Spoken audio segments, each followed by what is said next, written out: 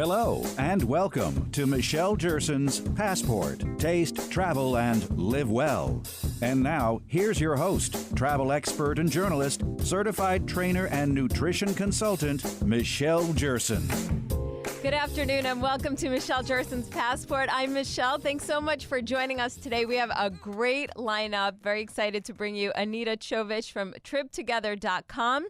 Bobby Adishman, he is producer of Take Two Film Festival, a very good friend for a very long time. And another great friend, Michael Harrison, media expert extraordinaire. He is in charge of Talkers Magazine, Radio Info. He has his own podcast. He's executive producer for a show, but most of all, he is just a great friend, and we're going to talk about our clean eating, how we eat, how we travel. We have very similar tastes, but he definitely has a very unique way in which he travels and eats. So we're going to talk with him later in the show. But right now I have with me in studio Anita Chovich. Hi, Anita.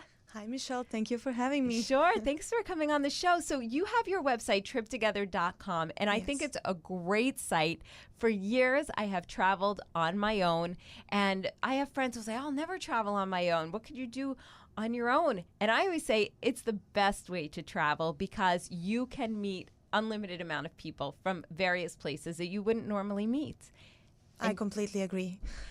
What is great about Trip Together is that it is a unique social travel site, which is basically connecting travelers across the globe in order for them to discover new places, new food, new cultures, and discuss travel ideas, maybe even plan a trip together or just meet up with the locals in their hometown. Yeah, that's the favorite part of a trip. When I take a trip, I don't want to stay in a place that's considered touristy. I mean, granted, some destinations are touristy for a reason, and I'm not discounting them. But when I get to meet locals and they tell me where they go, what they do, even their culture, when it comes to everything from, I used to host a relationship talk show. So I used to always ask, okay, do people get married here? Like in Copenhagen, people live together forever and they don't get married. There's just so many things that you can learn from people when you travel. Completely agree. That's the best investment person can do for themselves. I myself have a lot of experiences traveling on my own and connecting with locals through Trip Together. 2 years ago, I went to France, this beautiful little city called Antibes on the French Riviera. Sure. Yes, and I connected with my Trip Together buddy, Francesca. She's from Italy. She showed me around because she's been living in France for past 6 years. And she took me to this beautiful, beautiful restaurant. I cannot even explain you what kind of experience that was. That was the best place I ever went to. Right. And I wouldn't experience it on my own. Sure. As if following the map. And exactly. Yes. So tell me, so I know you're giving away a few 3-month subscriptions to Trip Together. So I just want to put that out there right now that people can call in 877-970-2999. That's 877-970-2999. Or drop me an email, Michelle@MichelleJersonsPassport.com, and just tell me your favorite destination, and Anita and I will pick a few winners. So tell me the basis of Trip Together. When somebody goes to your site, what do they do to sign up? How exactly does it work? Sign up is truly simple. You can connect through your Facebook page. After you sign up, there is a platform where you can actually connect with your travelers, chat, and then share your dates and time of travel. And of course, if you like the other person, you might connect with that person on site or decide to travel together.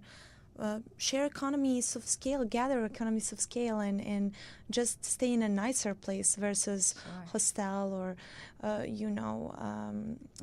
get a nice apartment. It's very cost effective. Definitely. And I would say, they have all of those sites like, what is it, Couchsurfing? I don't even know. I wouldn't do those anymore. But they're great if you want to stay with a local. But this one really is beneficial because, like you said, you can meet up with another girlfriend. You can maybe meet a guy. Who knows? But anybody who's local in the area. Or just get advices from them. You know, connect with local. Hey, tell me, what should I do when I go? I'm originally from the country of Montenegro. I'm not sure if you noticed, but I do have an accent. And I often get these kind of questions where people on Trip Together that ask me, So what should I do when I go to Montenegro? Right. Where should I go? What places should I visit? And I'm more than happy to educate people on Montenegro, countries as Croatia, Serbia, that were for such a long time under this iron curtain. Right. And now people are heading towards there more and more and more. Absolutely. And I see that on our site. I see the growth of interest towards these countries. And so where do people tend to travel, or where the people who are on your site? So they log in, they sign, they make up a profile like you Correct, would anywhere? of course. Okay. They write a little bit about themselves, places that they would like to visit. They share their date and the time of travel. Okay. For example, I'm Anita Čović. I'm planning to go to Paris next month at this time. Is anyone else interested in? And then you start chatting, and it goes from there. That's you make great. new friends. I mean, I myself, often I'm on a hectic schedule, and sometimes most of my friends, they don't have time to go with me. Right.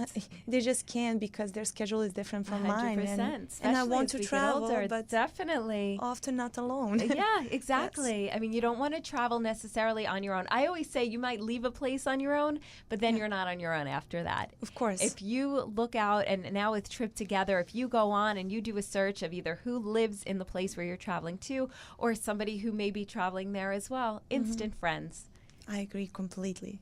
I stayed friends still nowadays with Francesca. That's great. That's terrific. So what is a subscription like on your site? What can people expect if they sign up?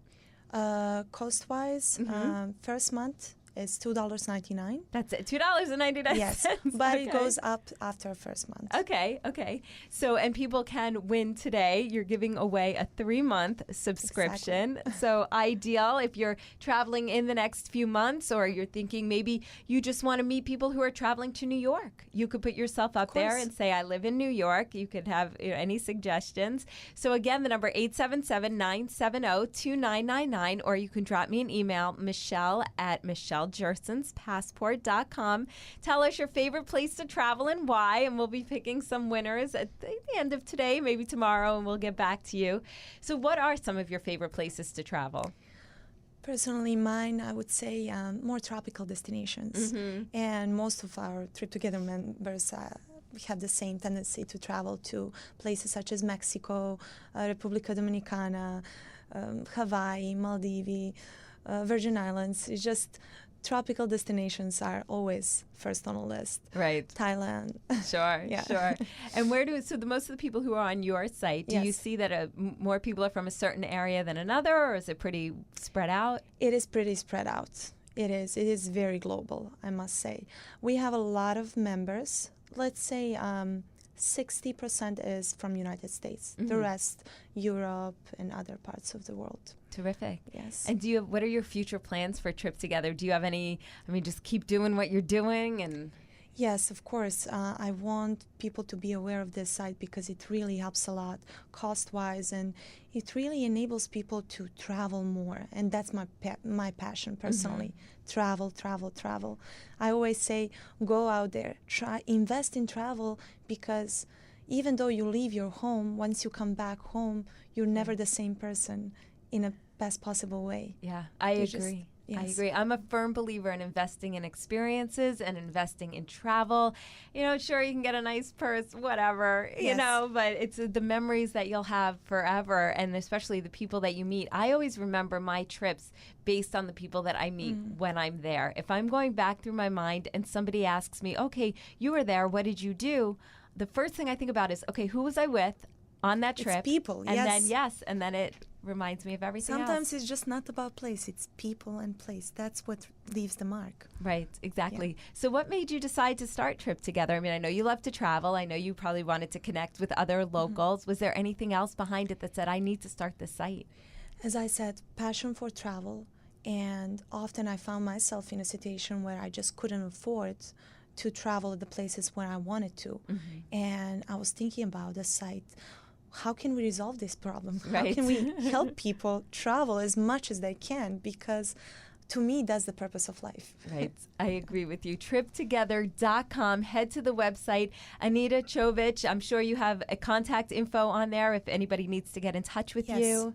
And everybody can visit us at triptogether.com. Great. Terrific. Thank you so much for coming on the show with me Thank you, Michelle. today. It was my pleasure. Thank really. you, and hope to see you again soon. And I'm going to sign up for triptogether.com right after we finish the Looking show forward today. to. Yes, it's great. And again, if you would like a subscription to triptogether.com, just give us a call, 877-970-2999. Or if you're not near a phone right now, or maybe you're listening to the podcast later on today, you could drop me an email, Michelle at michellejersenspassport.com, and we will hook you up 3 months free, triptogether.com. And Anita, do you have any social handles people can find you on? I know Trip People Together. can find us on Facebook, Trip Together, and Instagram, of course. Perfect. You have a huge following on Facebook. Yes, exactly. And they can read stories of the travelers who share their experiences as well. Very interesting travel recommendations. Perfect. All Yes. right. Thank you so much again, Anita. Thank and you. You're welcome. Coming up next, we have Bobby. He is the producer of the Take Two Film Festival. It's been going on the last few years, a good friend of mine. And I went to the film festival last year. Some really unique, interesting films. So we'll talk to him coming up next. And this hour brought to you by the Travel Halo. Do you have a problem on the plane with your head bobbing back and forth? Maybe on a train you end up on the person next to you's shoulder. Not really something you want to be doing. Check out thetravelhalo.com. It is the travel pillow that folds up into a tiny little pouch, but it also supports your head really well when traveling. Again, thetravelhalo.com. I'm Michelle Jerson. You're listening to Michelle Jerson's Passport. Find me on Twitter at Michelle Jerson or on Facebook, Michelle Jerson's Passport. Bobby Adishman coming up next right here on Michelle Jerson's Passport.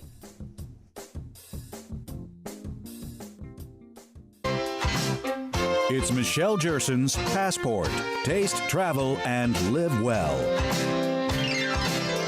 Welcome back to Michelle Jerson's Passport. I'm Michelle, joined in studio with my good friend, Bobby Andismond. Bobby, thanks so much for joining me today. Thank you for having me. Sure. So you are the producer of Take Two Film Festival, which I went to see last year here in New York, and I loved all of the films that were in it. And it's a great independent film festival, but you can best tell me, what exactly does Take Two Film Festival focus on? Take Two focuses on independent film. Half of our movies are from schools like NYU, SVA, Columbia University. And we try to get these movies out there and give those filmmakers a jump start to their careers. And then, so it's a few-day festival. So this year it's Friday and Saturday coming Correct. up. And what are the hours? 5 to 9, roughly. Okay, great. And how do people get tickets? They can go to taketwofilmfestival.com, spelled out, and it'll go straight to the Eventbrite page where they can order their tickets. Okay, so does it work where people come? I remember last year there were different sessions and you showed films within each session. So can people pick which films they'd like to see? Correct. There are different films on Friday and Saturday. If you get a ticket for Friday, it's $10. Saturday, $15. You get 2 blocks, followed by the award ceremony, open bar, and the opportunity to network. Sweet, for $10. You can't even get a movie ticket for that much Right. nowadays. So tell me about the films that you're showcasing this year. We have some great films. We picked 24 select films out of a few hundred, about 250. And we have one in particular called Dead Sharks by Nick Barker from Australia, who has flown in to attend the festival. Wow. It's 15-minute short consisting of 5 short scenes of couples fighting in the Okay. style of Woody Allen, if you will. Okay, interesting. Very interesting, very well written, shot and edited. Mm-hmm.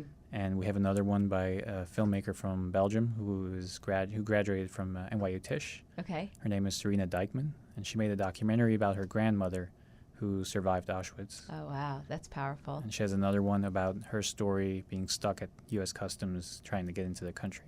And she rebuilt that scenario. So interesting. And how do people find out about Take Two? So we're listed on the major film submission websites, such as Without a Box and Film Freeway. Mm-hmm. So when you, as a filmmaker, look at what deadlines will be taking place 6 months from now, we'll be in that list. And we have an open submission policy, so we're not bound to one genre. So we attract a lot of different kinds of filmmakers. Right. And so this year, who's hosting? Because I know Andy Peak Correct. and Lauren Hamill. Correct. hosted it last year. Are they the host this year? Yep. Terrific. They do a terrific job. Andy's quite a character. Does he have his own film in this film? Because I know he was doing a film elsewhere. Yeah, he has a film and an ad as well. He has an Okay. ad for Axe body spray, Okay. which is a 1-minute short. Okay. And he has a short that he shot and produced together with Heather O'Scanlan called...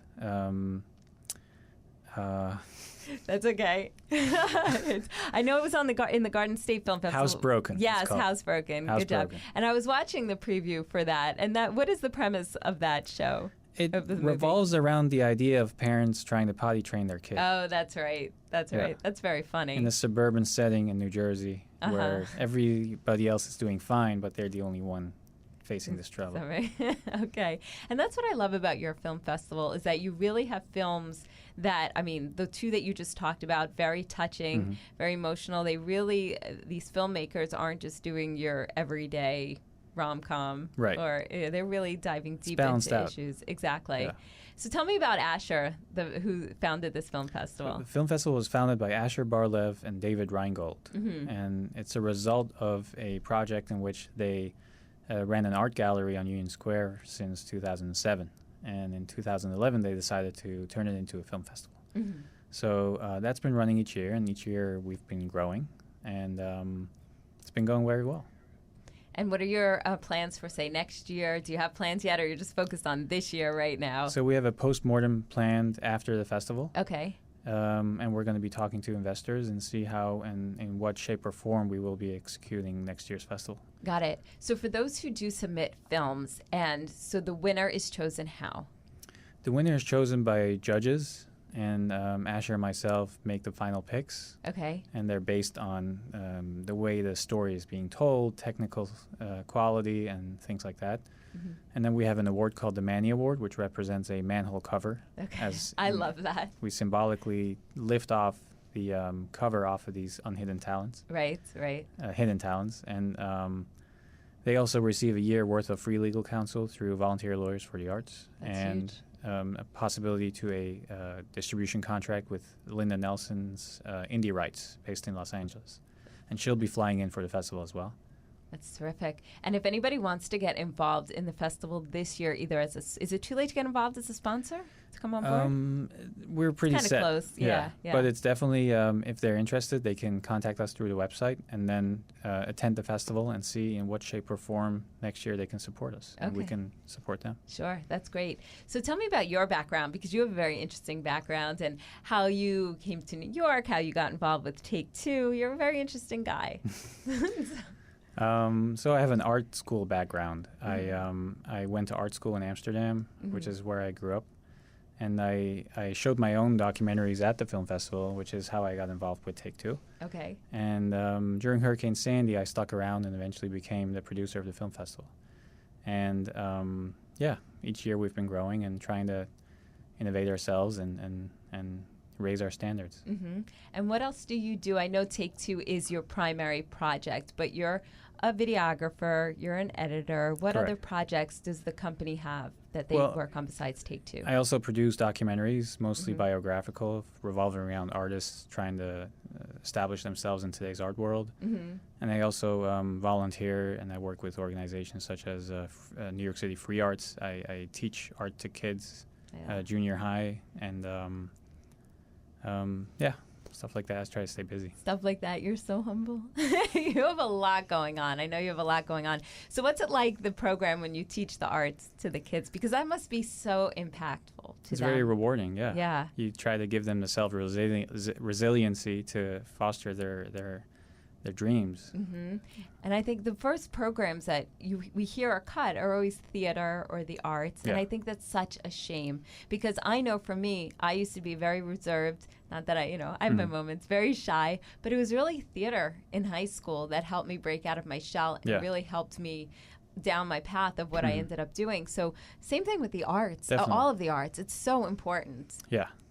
We see these kids and they just light up once they walk into the room. And we have some students who already got into their next art school that they applied for with their portfolio, which they prepared during our classes. So that's very, very interesting. That's amazing. And how old are these kids?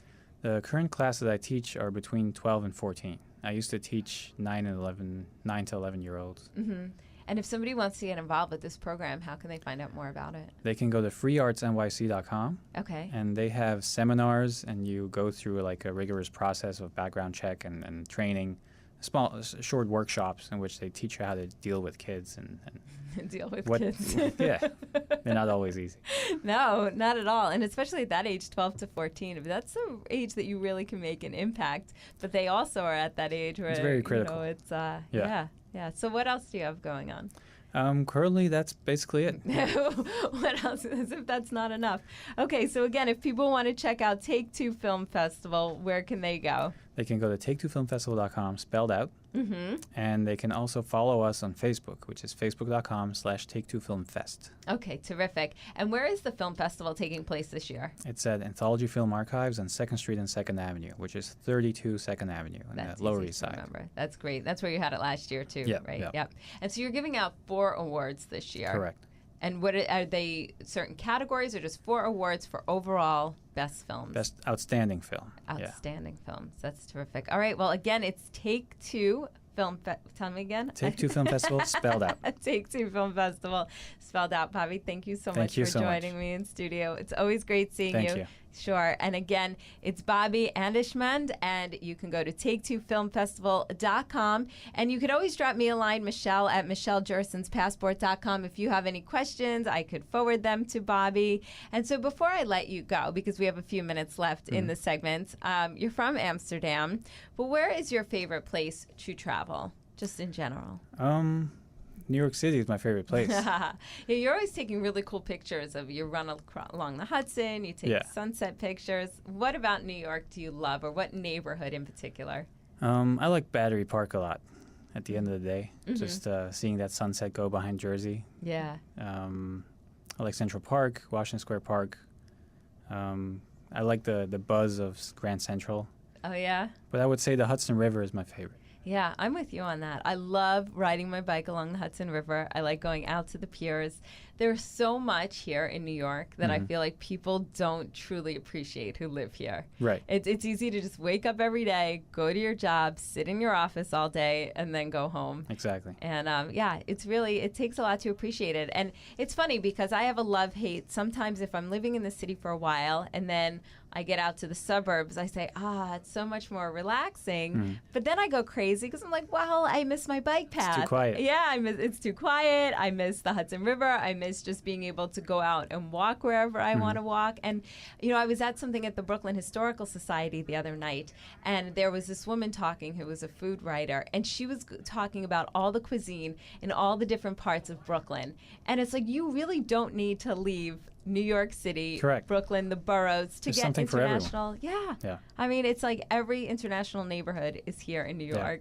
So I'm not saying don't travel, but we're very lucky here. True. So absolutely. All right, Bobby, thank you so much again. Thank you for again. having me. Sure, anytime. You're listening to Michelle Jerson's Passport. I'm Michelle. And don't forget, you can follow me on Twitter at Michelle Jerson or on Facebook, Michelle Jerson's Passport. And don't forget, if you're looking for a travel pillow that holds your head up so that you don't bob back and forth on a plane, a train, in the car, and you wake up with that really bad neck pain, go to thetravelhalo.com. It is a very small pillow. It folds up into your pocket, but then it has 2 stabilizers on each side of your head that prevent your head from bobbing back and forth. That is thetravelhalo.com. Don't forget, drop me an email, Michelle at michellejersonspassport.com. Not only are we giving away that round trip ticket on the Vamoose bus from here to the DC metro area, we are also giving away subscriptions to triptogether.com. We just spoke with Anita before, and her great site if you're traveling somewhere else and you're looking to hook up with locals or just get information on a place where you're going. What better way to do that than at triptogether.com. And coming up next, very excited to have with me a great friend, longtime broadcaster, media expert, publisher of Talkers and Radio Info. We're going to be speaking with Michael Harrison. More coming up next right here on Michelle Jerson's Passport on AM 970, The Answer.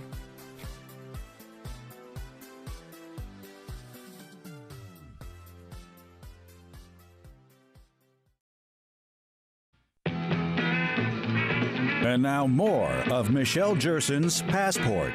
Taste, travel, and live well. Welcome back to Michelle Jerson's Passport. I'm Michelle. Thanks so much for joining me today on the line. Very happy to say I have with me a very close friend. We've known each other for many years. He is an amazing media professional. Not only is he a longtime broadcaster, media expert, and publisher of trade magazines Talkers and Radio Info, but he has his own podcast, Up Close and Far Out, with Michael Harrison, and he is the executive producer and on-air anchor of the show that you can hear right here on AM 970 The Answer, A Touch of Gray. Hello, Michael. Michelle, it is so good to be with you. You're sounding great, and it's a beautiful day in the neighborhood. It is a gorgeous day in the neighborhood. I can't wait to get out in the neighborhood after we're done talking. But yes, thank you so much for coming on the show with me today. I have been an admirer of yours for years. I think we've known each other for, 12 or 13 years now? I think so. It's been a long time, and the feeling is mutual. I admire you. I admire your work, your energy, the diligence you bring to the microphone.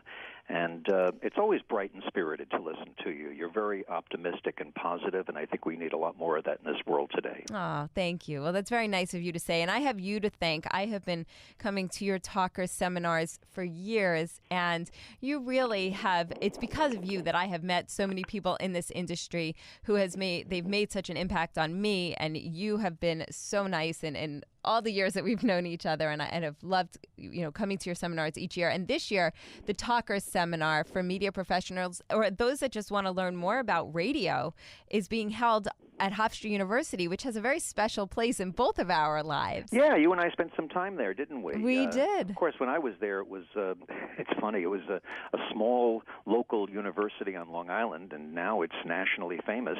The stock that I have in my degree from there keeps going up. It's great. It's like having gone to Harvard when it was just a community college. Exactly. But it's going to be exciting. I'm very pleased to be on your show. I want to tell you this show is relatively new, and I've been listening to it, and you're doing such a great job.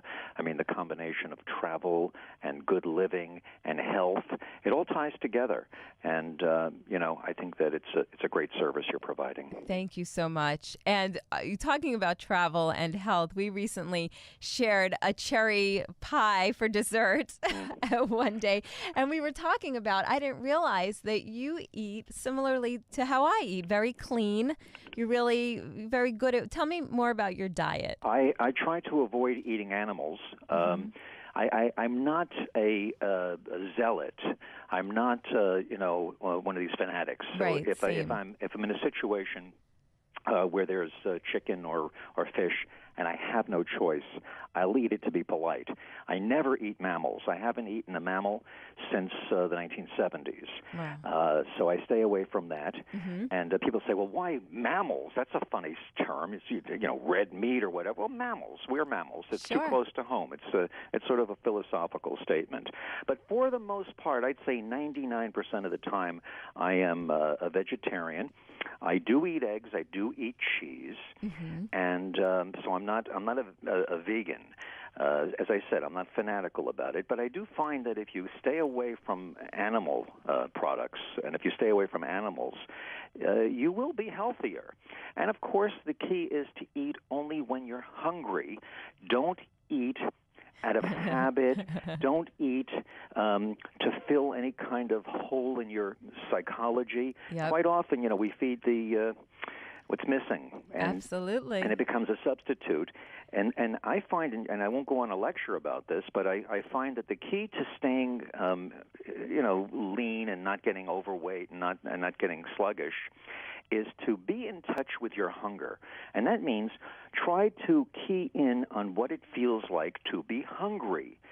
So many of us, especially in America, in our commercial food culture, never know what it is to be hungry. We never get to that point. Mm-hmm. We just eat out of habit. We eat because it's time to eat, or we're tempted by commercials and signs in restaurants and so much going around us that involves food. If you stay in touch with what it feels like to actually be hungry, then you'll know when you should eat and when you should stop eating. Right. I agree. And I will say that as much as I eat like you, I'm primarily vegetarian, but I'm not fanatical. And I will eat fish and chicken if the opportunity. But a habit that I will say I have is when I am stressed out, I wish I was one of those people who could not eat when she's stressed. But I'm not. And I go for the frozen yogurt or I go for the snacks. Well, this is something that, is a problem a lot of people have, that with stress or with depression or sadness, which ties back to what I said before, filling that emptiness, filling the space. And I mean it figuratively as well as literally. So, some people do eat when they're stressed. Other people, when they're stressed, they don't eat, as you mentioned. Right. And it goes the opposite direction. They go, what's wrong with you? You're looking so thin. Oh, I've gone through a tough period of my life. Well, you better start eating. Yeah. But we all have a crazy relationship with food because, unlike drugs or smoking or other bad habits, you can just cut them out cold turkey, go through withdrawal, and then you feel better. With food, you have to eat to live. And but you can't eat just one, that whole thing. Right. Certain things demand you have another and another. Yes. It's addictive. It really is. So we all share the wrestling match with food one way or the other in our lives. Right. It's amazing. But obviously you're doing a lot right because you look great. And a woman with whom you've been working for years, she is 80 years old, and she hosts a show on the station. And I remember the last time I saw her, she looked phenomenal. So I don't know if she's sharing in your eating philosophy, but Carol Marks, you've worked with her as the executive producer and on-air anchor of A Touch of Gray. Tell me what this show is about, because it really hits a great... I've been with Carol for over 20 years. This show has been on the air for over 20 years. It flies below the radar. It's on The Answer right before your show every Sunday. Yep. It's been on different stations in New York, and it's syndicated around the country. It's on about 35 stations between New York and Los Angeles and Florida. It's 3 major markets, and it's basically about good living for people over 50. It's for the sandwich generation and their families. So it has a wide demographic appeal, but basically it flies in the face of the current media's obsession with youth. And I got to tell you, I love youth and I love new things, and I'm very forward-thinking. I'm a cutting-edge person. I've been called in my life a futurist, and so I have nothing against youth, but I also think that our society today, especially the media and the advertising agencies, and talk radio takes a lot of heat on this because talk radio has an upper demographic audience in general. Yes. There's a bias against older people. And, we live in a politically correct time, and some of that political correctness can be very annoying and stifling for creativity, but there's absolutely no political correctness whatsoever in place to protect the dignity, the rights, the needs of older people. You can make fun of old people all you want. Nobody's going to say anything. And there's a tremendous bias. And as a result, there aren't that many shows on the radio today or on television or anywhere that are unabashedly, unapologetically geared to the upper demos. And this one does that and has done it very successfully for a long time. I'm very proud to be associated with Carol Marks. She's 80 years old. She's not always in the best of health, but she pushes herself to be active, and one of her passions in life is the same as yours. She loves to travel. Yes. And she's out there, whether she's feeling good or not, going to all different parts of the world and sending back information, and she just lives life to the fullest. She's a great lady. She's an expert on upper demographic issues, and I'm very devoted to being a part of her program for as long as we're able to keep it on the air. Sure, and I hope to follow in her steps, because really any woman who is 80 years old, still broadcasting, still traveling the world, I think is absolutely admirable and amazing. And so I want to hang on and talk to you after the commercial break, because we have so much more to talk about. We have to talk about your podcast, Up Close and Far Out with Michael Harrison, because you have interviewed some pretty intriguing guests in the past. How long have you had the podcast? The podcast is now in its second year, and it's doing very well. I'm very proud of it. Yeah, you should be. It sounds amazing. So we'll talk to you about that. We'll talk a little more travel. Coming up next, right here on Michelle Jerson's Passport, I'm speaking with media expert Michael Harrison.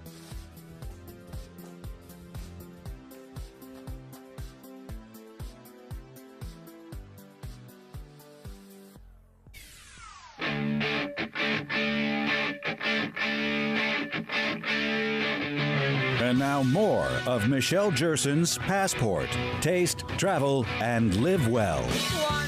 Welcome back to Michelle Jerson's Passport. I'm Michelle Jerson, and I am joined with my great friend, Michael Harrison. He is a longtime broadcaster, media expert, publisher of the trade magazines Talkers and Radio Info, and he is the executive producer, on-air anchor of A Touch of Gray, heard right here on AM 970 The Answer. And most recently, in the last couple of years, started a very successful podcast, Up Close and Far Out with Michael Harrison. Hello, Michael. Hi, Michelle, and that's something that I just enjoy the heck out of, because it's almost free-form radio. Every week I get a chance to be up close and far out. Isn't it a great name? It's a great name. Do you know, I sat and I stared at that name the other day, and I thought, that is genius. Well, that thank is you. Such It a hit great me title. out of the blue when I was trying to come up with a name for the podcast. I mean, I do get microscopic. I get very, very up close to things. I want to really dig down deep and see what they're all about. But I want to also have the opportunity to be far out, and I do that often. Usually in my non-professional work, I love to study physics and astronomy and the future and you know, what ifs as it relates to technology and what's the purpose of life and cosmic consciousness. All these things interest me. So the show really has no boundaries in terms of the microscopic or the macroscopic approach to things, but it does approach subject matter from the lens of media, which is my field, and if you really get more up close, usually from the radio perspective, because I am, even though I'm interested in all media, I have a bias toward radio, because radio operates on that infinite stage that we call the theater of the mind. It has endless resources. It's based upon imagination. You don't have to worry about what you look like. You don't have to worry about how much money you have to put in the sets or the except the for background. right now when they're filming this segment. You know how much pressure that is? That's why I got into radio, so I don't have to look good. And that's why I'm on the phone, so that I don't besmirch the aesthetics of the environment in there. So are they filming in Cinerama? They are. It's like full TV lights in here with cameras all around. I'm like, really? I don't know. I need to get paid the big bucks for this if I have to actually get dressed to come into work. That's right. You you obviously knew they were going to film today, so you had to think about what you wore. Exactly. And look, I love television. I love film. I love all media. However, the picture and the way the human mind consumes input is very different when it comes in through the eye to the optical lobe of the brain than it does when it comes in through the ear through the auditory nerve. And there's a very different psychological process. And I'm not going to get too deep into it. But it's very interesting. I won't get too up close. But, no, please come closer. But that's what I love about radio. I'm with you. Radio is personal, and radio, they've done some studies recently. I just found this out a few days ago, so I'm not expert enough to go into detail, but they've done some studies, and they found that if you listen to something that you learn, you're more apt to remember it than if you see it on television or on a screen.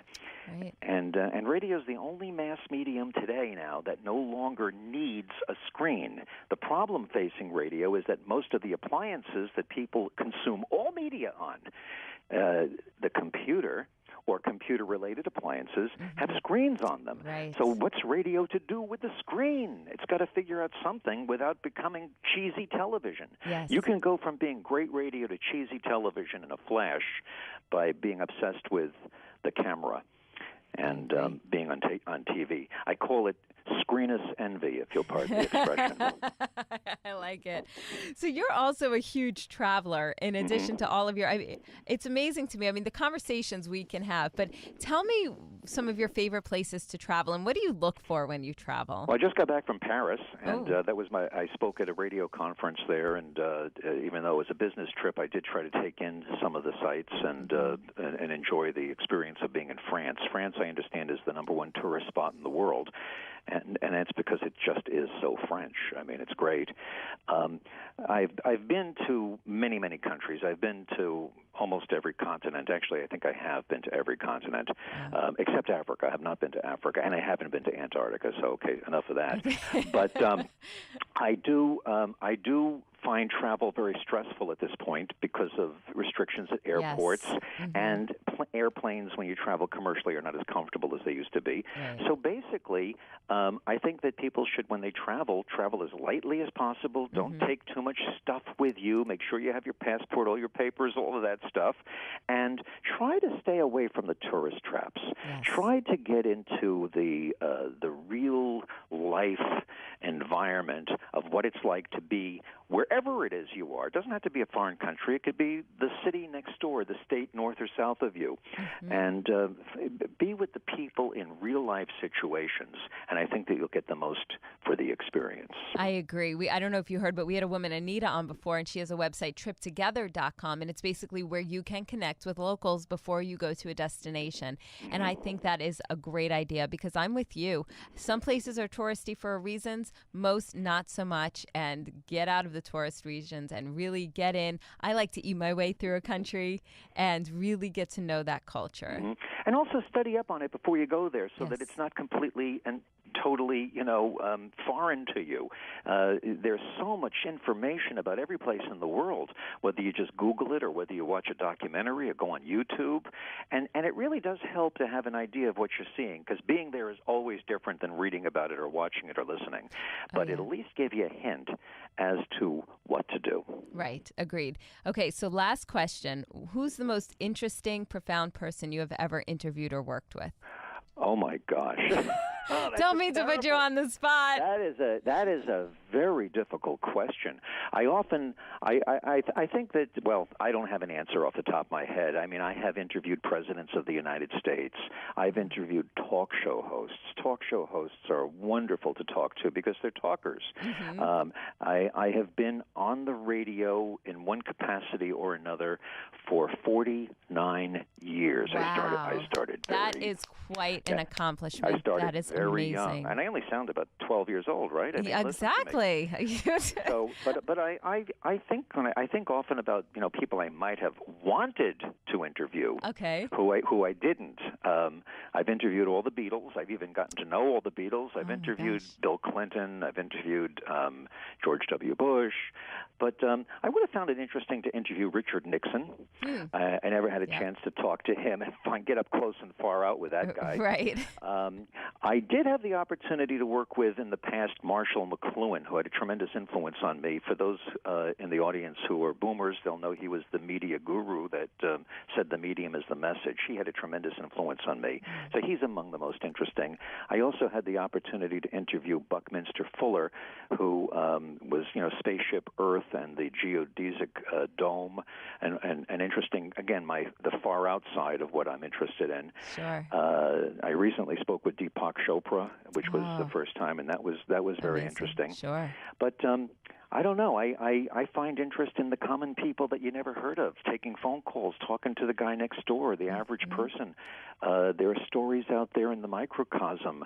The person who is a volunteer at a hospital, the person who is a retired executive who's now driving a cab or driving a custom car, Right, and that's why you're so good at what you do and why you've been in talk radio for so many years. Thank you. Thank you. Michael Harrison, thank you so much for joining me today on the show. I hope that we could talk again very soon. You are probably the most interesting media person I know, and I'm very lucky to have you in my life as a friend and as a mentor. Very so sweet thank of you to say that. Thank you. Sure.